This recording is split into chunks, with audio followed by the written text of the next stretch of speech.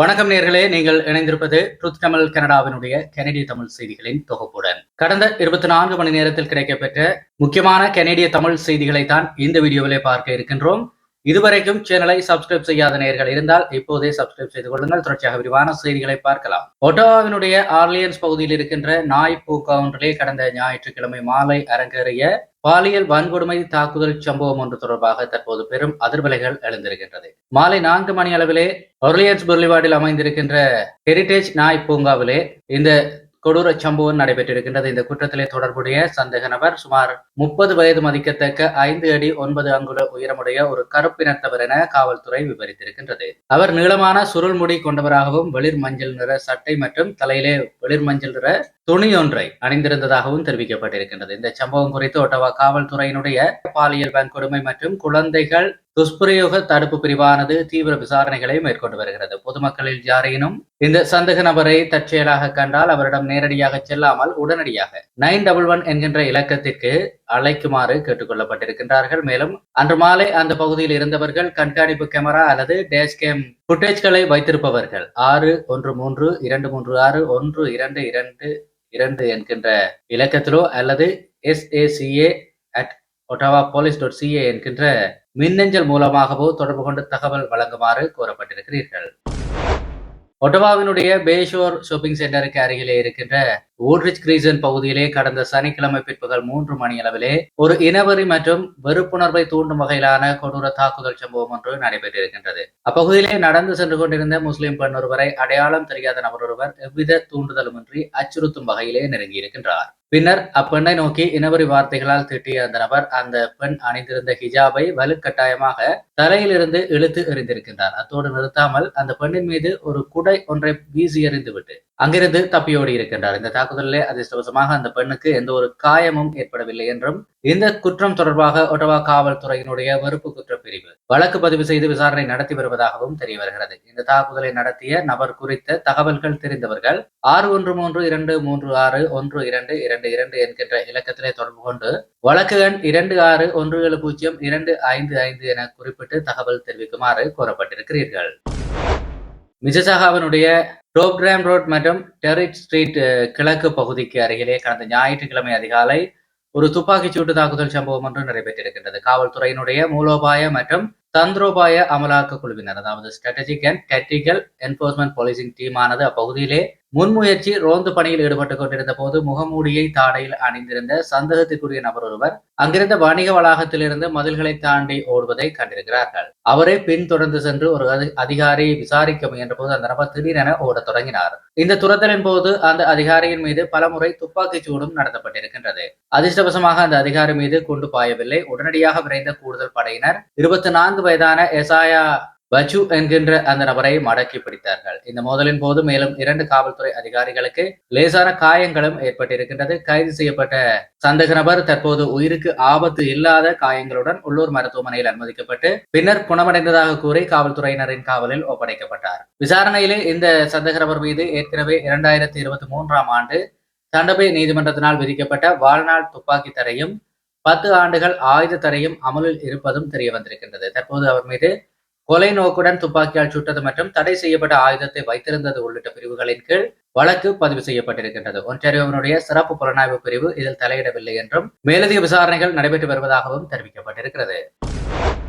டொரண்டோவின் down டவுனில் இருக்கின்ற Jarvis street மற்றும் டாண்டா ஸ்ட்ரீட் கிழக்கு பகுதியில் இருக்கின்ற ஒரு அடுக்குமாடி குடியிருப்பு ஒன்றிலே கடந்த சனிக்கிழமை காலை 9:30 அளவிலே ஒரு துப்பாக்கிச் சூட்டு சத்தம் ஒன்று கேட்டு காவல்துறையினருக்கு தகவல் வந்திருக்கின்றது. சம்பவ இடத்துக்கு விரைந்த அதிகாரிகள் துப்பாக்கி குண்டுகள் பாய்ந்த நிலையிலே உயிருக்கு போராடி கொண்டிருந்த ஒரு பெண்ணை மீட்டார்கள்.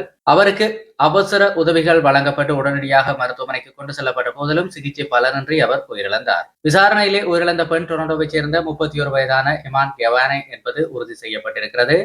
இவர் இந்த ஆண்டினுடைய டொரண்டோ நகரின் 16வது கொலை குற்ற பலியாக இருக்கிறார். இந்த கொடூர கொலையிலே தொடர்புடைய நியூ டெகம்சத்தை சேர்ந்த 25 வயதான ஜெய்டன் ரிலே என்கின்ற நபரை காவல்துறையினர் தற்போது கைது செய்திருக்கிறார்கள்.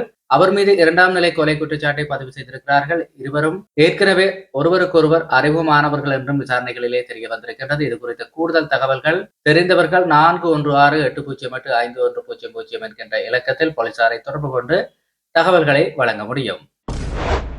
ஒர்லியா நகரிலே கடந்த சில வாரங்களாக பொதுமக்களிடையே வெறுப்புணர்வை தூண்டும் வகையிலான துண்டு பிரசுரங்கள் விநியோகிக்கப்பட்டு வந்த விவகாரத்திலே 15 வயதான சிறுவன் ஒருவனை ஒர்லியா நகரினுடைய ஒன்றாரியோ மாகாண காவல்துறை கைது செய்திருக்கின்றது. கடந்த மே மாதம் 17 மற்றும் ஜூன் 13 ஆகிய தேதிகளில் இதுபோன்ற துண்டு பிரசுரங்கள் நகரின் பல பகுதிகளில் கண்டெடுக்கப்பட்டது. இந்த நிலையிலே ஜூன் 21 அன்று அதிகாலை 3 மணியளவிலே பெரி ரோட் மற்றும் வோக்கஸ் அவென்யூ பகுதியிலே ஒரு கருப்பு நிற ஆடை அணிந்த நபர் ஒருவர் அங்கிருந்த கார்களின் மீது பிரசுரங்களை ஒட்டியதோடு கார்களை திறந்து உள்ளே நுழைய முயன்றதாகவும் காவல்துறைக்கு தகவல் கிடைத்தது. சம்பவ இடத்துக்கு விரைந்த காவல்துறை அதிகாரிகள் அந்த சிறுவனை கைது செய்தார்கள். இந்த 3 சம்பவங்களின் பின்னணியிலும் இந்த சிறுவனை இருப்பது உறுதி செய்யப்பட்டு தற்போது விசாரணைகள் தொடர்ந்து வருகிறது.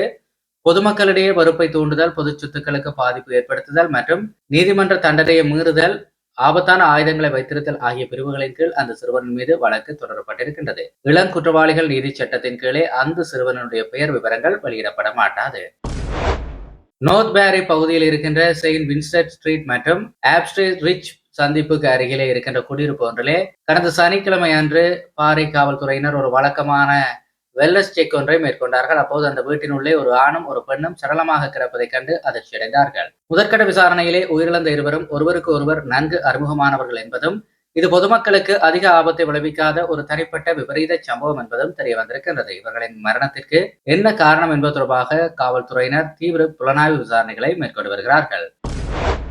கல்கரியினுடைய வடகிழக்கு பகுதியிலே இருக்கின்ற சென்டர் ஸ்ட்ரீட் நோர்த் சாலையிலே 19 மற்றும் 21வது அவென்யூக்களுக்கு இடையிலே கடந்த சனிக்கிழமை மதியம் 1:35 மணியளவிலே ஒரு பயங்கரமான விபத்து ஒன்று ஏற்பட்டது. இது ஒரு சங்கிலி தொடர் விபத்தாக ஏற்பட்டது. 70 வயது மதிக்கத்தக்க முதியவர் ஒருவர் தனது 2019ஆம் ஆண்டு போர்ட் எஸ்கேப் ரக காரிலே 60 வயது மதிக்கத்தக்க பெண் ஒருவருடன் வட திசை நோக்கி சென்று கொண்டிருந்தார். அப்போது அந்த ஓட்டுநருக்கு திடீரென மாரடைப்பு அல்லது அதுபோன்ற ஏதோ ஒரு உடல்நலக் குறைவு ஏற்பட்டதன் காரணமாக கார் கட்டுப்பாட்டை இழந்தது.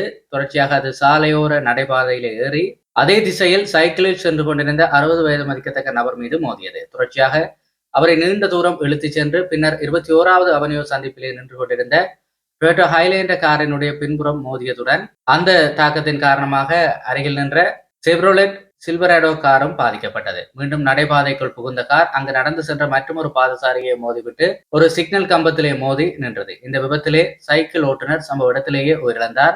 காரை ஓட்டிய முதியவர் ஆபத்தான நிலையிலே மருத்துவமனையில் அனுமதிக்கப்பட்டிருக்கின்றார். பாதசாரி லேசான காயங்களுடன் தப்பியிருக்கின்றார். இந்த விபத்தில் போதைப் பொருள் அல்லது அதிக வேகம் காரணமாக இருக்கலாம் என்று ஆரம்பத்திலே சந்தேகிக்கப்பட்ட நிலையிலே அவை எதுவும் காரணம் இல்லை என்று காவல்துறை தற்போது தெளிவுபடுத்தி இருக்கிறது.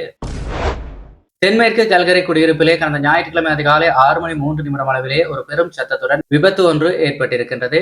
வென்வர்த் ஸ்கொயர் பகுதியிலே இருக்கின்ற 100வது பிளாக்கிலே வேகமாக வந்த ஒரு மோட்டார் சைக்கிள் ஒன்று கட்டுப்பாட்டை இழந்து அங்கிருந்த ஒரு வீட்டின் சுவற்றின் மீது பயங்கரமாக மோதியது. சம்பவ இடத்திற்கு தகவல் அறிந்து விரைந்து வந்த அவசர மருத்துவ பணியாளர்கள் மோட்டார் சைக்கிளை ஓட்டி வந்த 20 வயது மதிக்கத்தக்க வாலிபர் ஏற்கனவே உயிரிழந்து விட்டதாக அறிவித்தனர். இந்த விபத்தில் வேறு எந்த வாகனங்களுக்கும் தொடர்பில்லை என்றும் மது அல்லது போதைப்பொருள் பயன்பாடு விபத்துக்கு காரணம் இல்லை என்றும் முதற்கட்ட விசாரணைகளிலே தெரிய வந்திருக்கின்றது.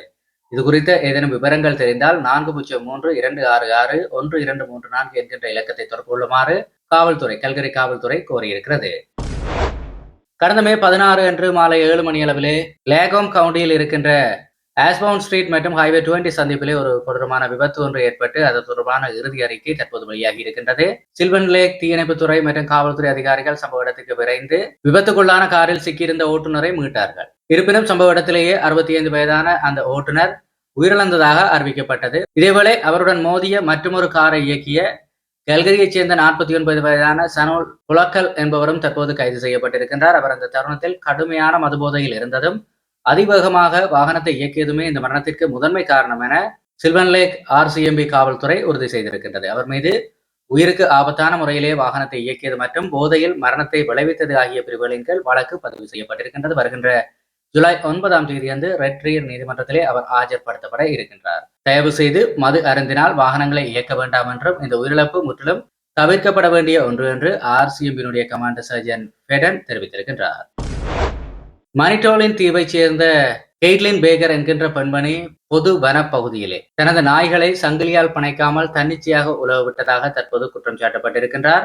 இந்த நாய்கள் அந்த பகுதியிலே வாழுகின்ற வெள்ளைவால் மான்களை துரத்தி சென்று கொடூரமாக கொன்றிருக்கின்றது. 2024ஆம் ஆண்டில் மட்டும் இது தொடர்பாக பொதுமக்களிடமிருந்து 6 புகார்கள் புகைப்பட ஆதாரங்களுடன் இயற்கை வள அமைச்சகத்திற்கு MNRக்கு அனுப்பப்பட்டது. இந்த வழக்கு விசாரித்த கோர்பே நீதிமன்ற நீதிபதி லோரி ஆன் டவுலூஸ் அந்த நாய்களை வளர்த்த பெண்ணுக்கு $1000 அபராதமும் 2 ஆண்டு நன்னடத்தை உத்தரவும் பிறப்பித்திருக்கின்றார். இந்த நன்னடத்தை காலத்திலே அவர் நாய்கள் உரிய நபரால் சங்கிலியால் பிணைக்கப்படாமல் வீட்டை விட்டு வெளியேறக்கூடாது என்று உத்தரவிடப்பட்டிருக்கின்றது. இந்த பெண்மணி இதே குற்றத்திற்காக ஏற்கனவே 3 முறை தண்டிக்கப்பட்டவர் என்பதும் குறிப்பிடத்தக்கது.